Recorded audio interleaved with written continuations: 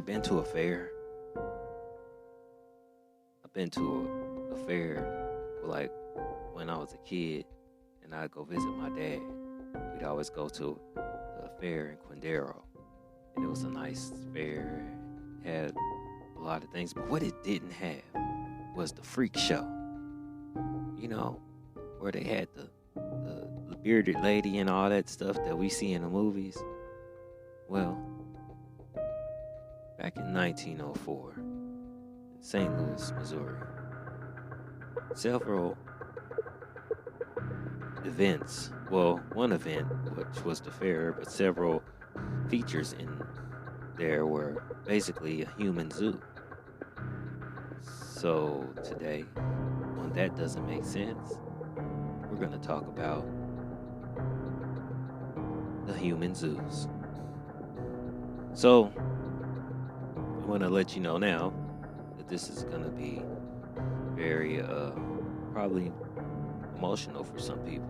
This is it's a touchy subject. It's not something that you take lightly. It's dealing with slavery, and slavery is unfortunately, it's a $1 trillion business. It's been going on for a very long time. It just didn't start with Africans. It's been everywhere. Like it's been everywhere. When you conquer someone back in the day, when you killed another man, you usually end up taking his wife, his property. If you were a king and you killed another king, you would take his area, which would mean his castle and his people. So this is kind of where slavery started. So it's been going on for a very long time. And since we've been civilized, all that stuff is supposed to stop. But unfortunately, the rich want to get richer. But you see that in all aspects. And this is one right here. Because what I'm about to tell you, is all just the rich that want to get richer. That's it. So, there was a man named William Henry Johnson. And William Henry Johnson used to be with P.T. Barnum. Not as a partner, but as a feature in his freak show. P.T. Barnum showed many things. And one thing he showed was the Ape Man. Zip, the Pen Man. He never called him the Ape Man. He called him Zip, the Pinhead. He was Zip the Pinhead in the movie Freak in the early 1900s. And he was Zip the Pinhead with P.T. Barnum. I believe.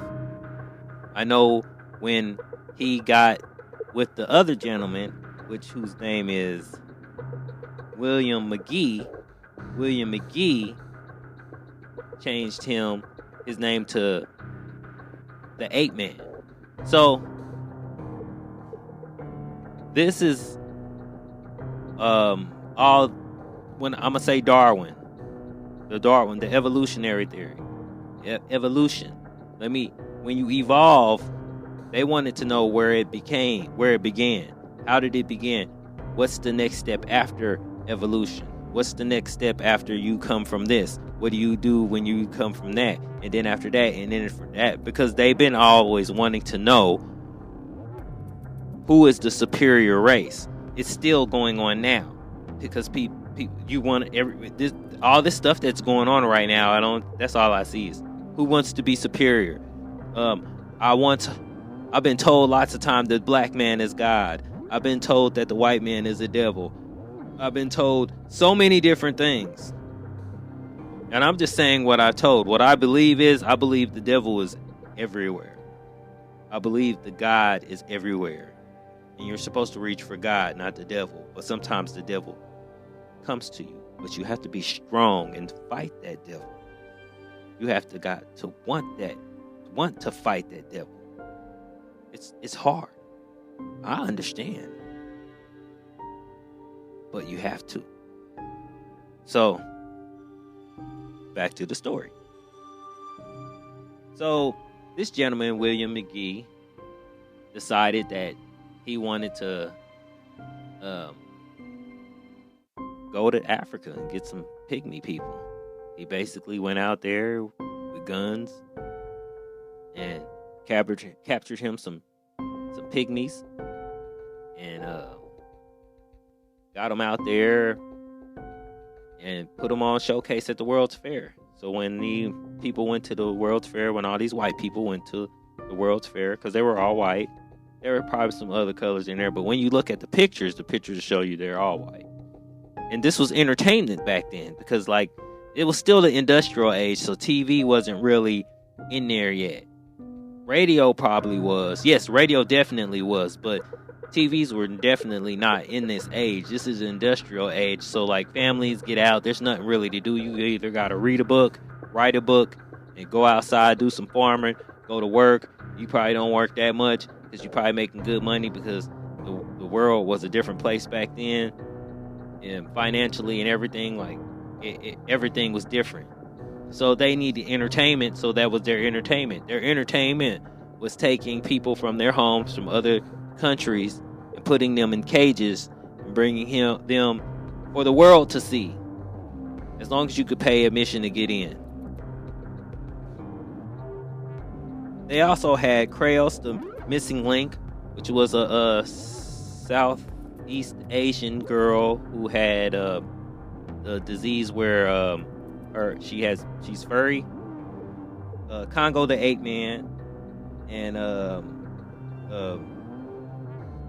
Zip the Monkey Boy. But that's Zip the Monkey Boy, I believe Zip the Monkey Boy I think he was different than Zip the Pinhead. I can't remember. Okay,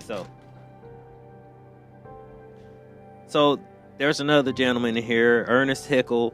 He was another gentleman that had racist views on the evolutionary chart. Okay, basically the evolutionary chart to them was there's monkey, there's that thing next to the monkey, and then there's Africans. After Africans, everything else comes back. So after Africans, it might be Filipinos, it might be Southeast Asians, it might be this, it might be that, and they just keep going. When I say Philippines, there was tribes in the Philippines that were subject to these tests too. Tribes in Japan that were subject to this too, not just the pygmies. So, and the pygmies come from the Congo. So this man went out to the Congo with guns and rifles and was like, I'm going out here and we about to take us some pygmies. That's what's up. So this gentleman believed that the gap between the highest human and the lower human was basically our heads. We look like them. We our facial features, the nose, the forehead, the way the head is shaped. They would go off things like that. They would prod us and pick us, and that's what they would do to the pygmies on here. They would prod them and pick them and do studies and test on them and like, you know, just to study and see how. That's how they got they're trying to prove Darwin's theory. See, Darwin's theory, he was another racist man. Like, we have all these people that are getting together and they're having a conversation about superiority. They're having a stupid conversation about being superior. The actions that they took were just definitely not superior. Man. They even wanted to get the Indians in there. They wanted to get like they had the enclosures. So they would have the pygmies and they would have like a enclosure that looks like that's their background. That's what they do, you know. That's so they also had a gentleman by the name of Ota Benga, and I'm gonna get into him in a second. So the evolutionary chart was basically, for me, it looks like it was just designed to show that the white man is supposed to be inferior to us, and these were created by white men who studied other tribes because this is really silly to me. Okay, because superiority, just because you are superior to someone, and first and foremost, I'm I'm gonna just come from a Christian standpoint. Like, I don't understand all the stuff that goes on now. It feels like people were like persecuted. It's a lot of crazy stuff that went on in history, and it just seems like we just kind of repeat it in our own way, just the way we make with social media, the spectacle of social media. This is kind of the same thing. We watch a lot of people do a lot of stupid things on the social media. So the Pygmies weren't happy. They felt like they were treated wrong. They've been poked and prodded and laughed at and pet like little animals, and they made comments like, "Hey, this is how we treat our monkeys, and you're treating us like we treat our animals." Like, they were being treated, terribly, but they were considered the lowest in human evolution. So they already had it in their minds that the black man, the African, was lower than the European man or the Caucasian man. Ota Benga was a slave. He was bought. He was bought in 1906 by a gentleman named Werner. Werner, I can't remember his first name. Mr. Werner bought Ota Benga, 2 chimps, a snake, a bird. And he needed housing for the Ota Benga. So he got Ota Benga put in the museum where he could just basically kind of run free. So Ota Benga would be there and all the people looking at him and poking and prodding and everything else at him. Ota Benga was taken to the New York Zoo in Bronx and one of the monkeys. And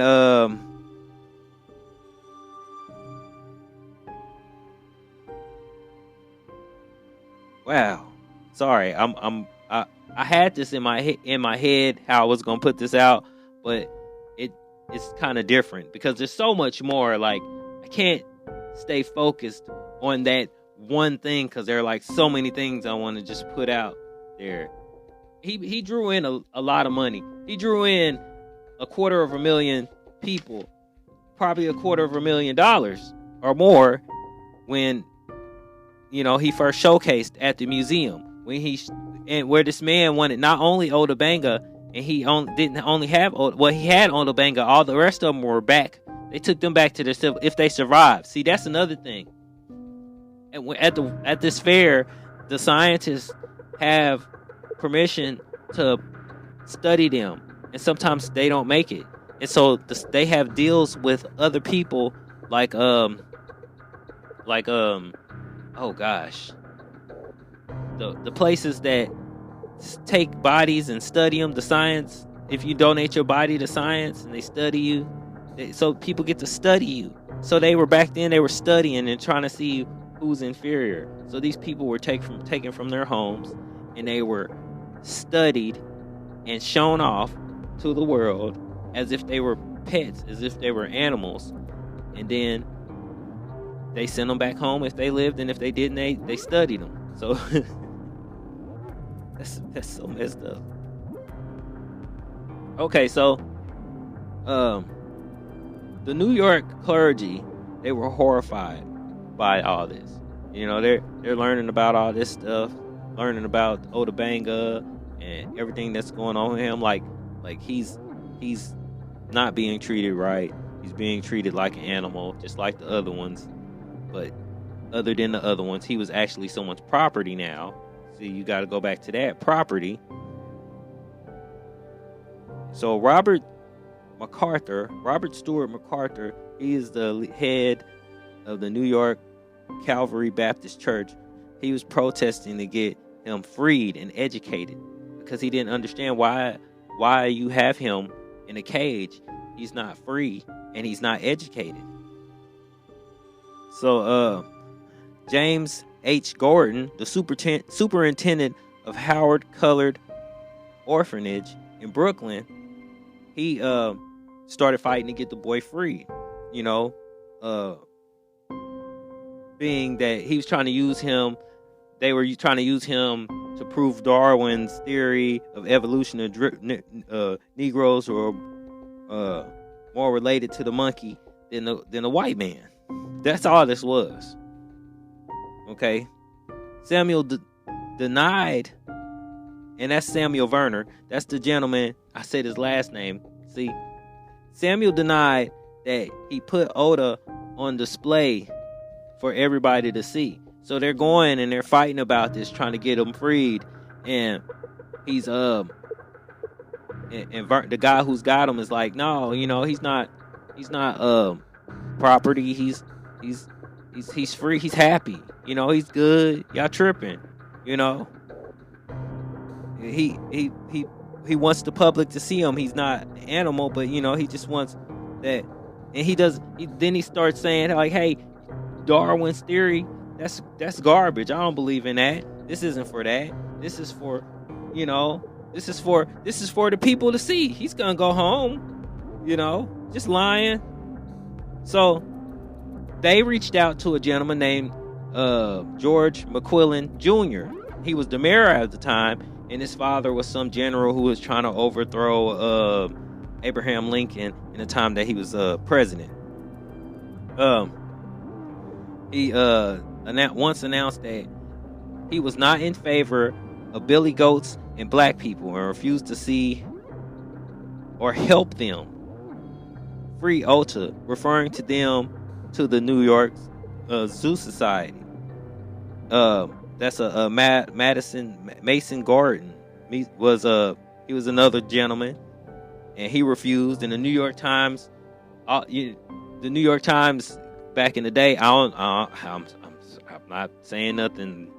Back in the day, they were terrible. So they were in support of white superiority and all of this negative stuff. They were not trying to do anything to help.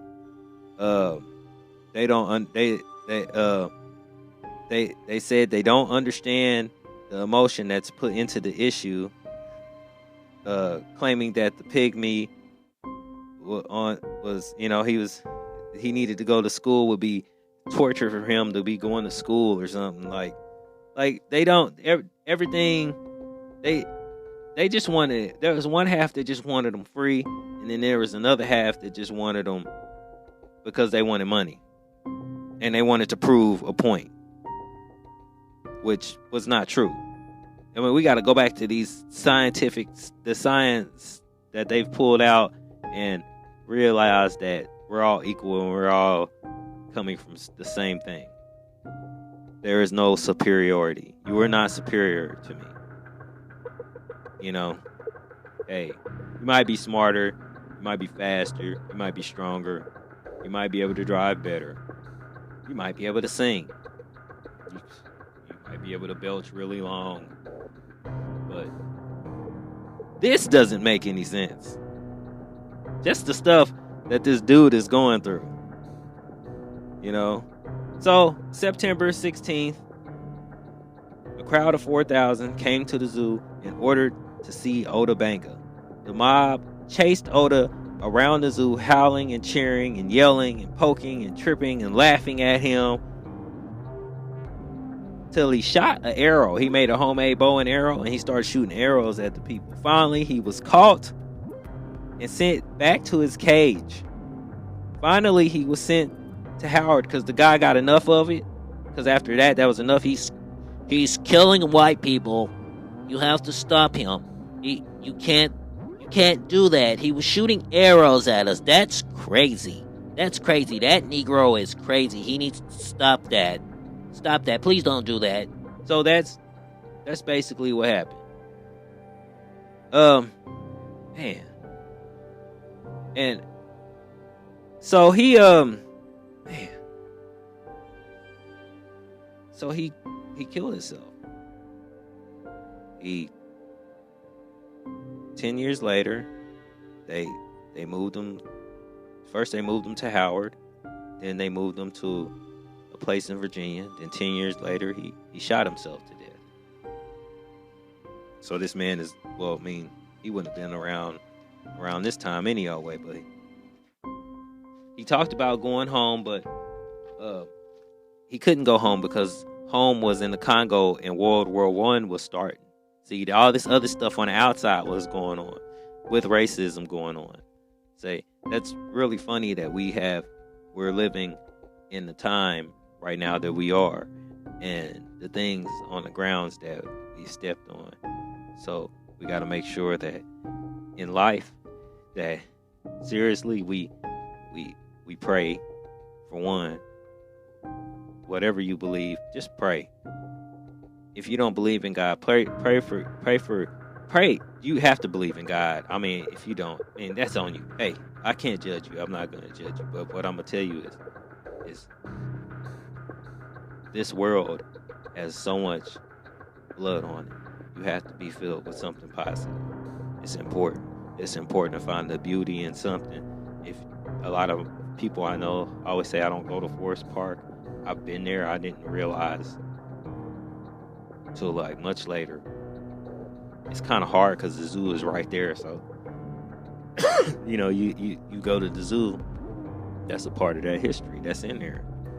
I walk those grounds. It's important to know the grounds that you walk. It's important to know where you are. It's important to know where you live. It's important to know where you move. Those things are very important in this world, especially now. It's important to understand about history. It's important to understand about your past. If not your past, somebody else's past. If not they past, learn about the past. Learn as much as you can, not just about American history, world history, and learn the truth. Don't look and settle for that. If you question something, then look and see. But make sure you get your facts straight, wherever you get them from or wherever you get it from. Make sure that stuff is published and notarized, and make sure you can go back on those people and make sure that they ain't cricket or a white supremacist that make up evolution, because people still believe in the Darwin. People still believe that Christopher Columbus discovered America. People still believe in Santa Claus.